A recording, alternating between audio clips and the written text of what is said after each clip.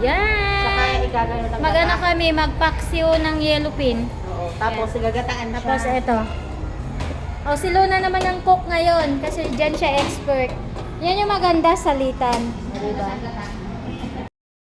So, ayan, ilagay na ni Lunch yung gata. Ayan, pangalawang gata yan. Tapos, sunod ang puro. Ulit po natin ang Hindi mo na nilunod lahat.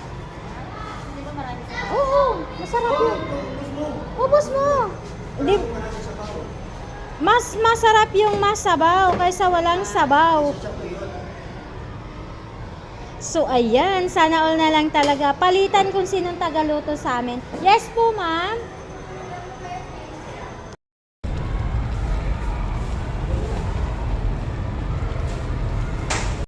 So, ayan na yung ating yellow pin alagata. Ah, diba? Sarap. Sarap naman ito. Tikman natin.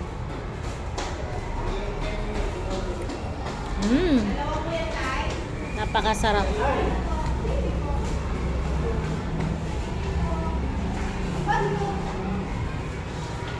So, yun lang guys. Thank you for watching. Bye!